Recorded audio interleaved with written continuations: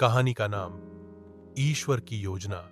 एक गांव में रामू नाम का एक गरीब किसान रहता था। उसका जीवन बहुत ही कठिनाइयों से भरा था। फिर भी वह हर दिन मंदिर जाकर भगवान को धन्यवाद देता और कहता, हे प्रभु, आप जो करते हैं अच्छे के लिए करते हैं। गांव के लोग उसे देखकर हंसते और कहते, अरे रामू, तेरी हालत देख, तू अब भी भगवान का धन्यवाद करता है। रामू मुस्कुराकर कहता, जो भी होता है भगवान की इच्छा से होता है, हमें बस उन पर भरोसा रखना चाहिए। एक दिन रामू अपने खेत में हल चला रहा था। तभी अचानक उसका पैर फिसला और वह जमीन पर गिर पड़ा।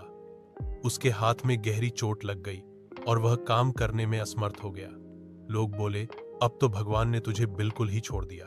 पर रामू ने फिर भी वही कहा, जो होता है अच्छे के लिए होता है। इसी बीच गांव पर डाकुओं का हमला हो गया। वे सारे जवान आदमियों को पकड़कर अपने साथ ले गए, पर रामू को छोड़ दिया क्योंकि उसका हाथ टूटा हुआ था और वह बेकार लगता था। गांव लौटने पर सबने देखा कि रामू ही एकमात्र था जो बचा था। अब सब लोग उसकी बात समझ गए। जो भी होता है भगवान की योजना में किसी न किसी भलाई का कारण होता है। सीख, ईश्वर पर विश्वास रखें, भले ही हालात आपके खिलाफ हों। उनकी योजना हमसे कहीं बड़ी और बेहतर होती है। अगर आप चाहें तो मैं इस कहानी को और विस्तार में भी लिख सकता हूं या कोई दूसरी पौराणिक कथा भी सुना सकता हूं।